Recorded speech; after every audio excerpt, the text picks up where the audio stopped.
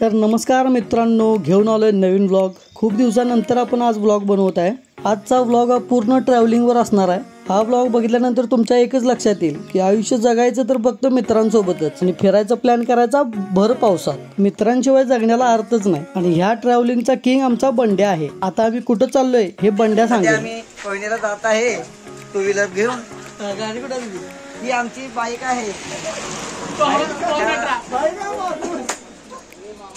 आणि बघा आम्ही जाणार होतो स्कॉर्पिओने, पण आम्ही टू व्हीलर न आल्यामुळे ती आमची फजिती झालेली आहे।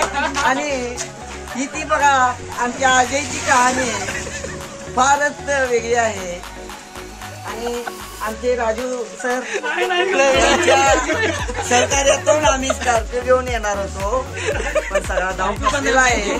आणि आम्ही हा बघा पाऊस उघडलेला आहे। आम्ही कोयनेला जात असताना हे वातावरण पाहून सर्व येथील मंडळी आज खुश आहेत। सगळे मंडळी त्या फणस विकत आहे तिथे आणि ते फणस आहे तिथे फणस आहेत।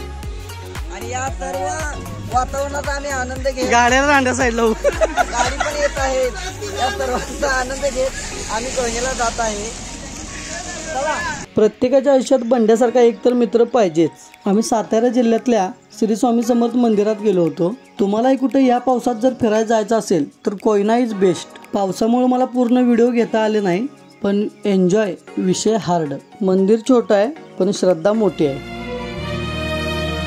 निराकार गुरु गुरु रे निर्गुण गुरु सृष्टिकर गुरु विश्वंभर निराकार गुरु गुरु रे निर्गुण गुरु सृष्टिकर गुरु विश्वंभर गुरु विण नोहे साधु मुनि जन गुरु विण साहू कैसे जीवन गुरु विण नाही नर नारायण गुरु चरिताचे कर पारायण गुरु विण नाही नर नारायण गुरु चरिताचे कर पारायण।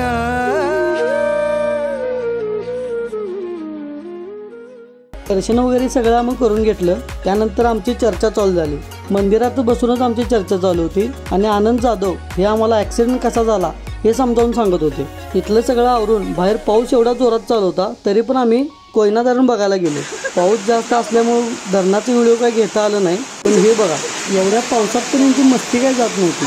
आम्हाला माहित होतं तिकडे पाऊस आहे, तरी पण आम्ही बिना रेनकोटचे गेलतो का मस्ती। तुम्ही कधी फिरायला जाताय बघा आता, आणि व्हिडिओ आवडला असेल तर लाईक करा।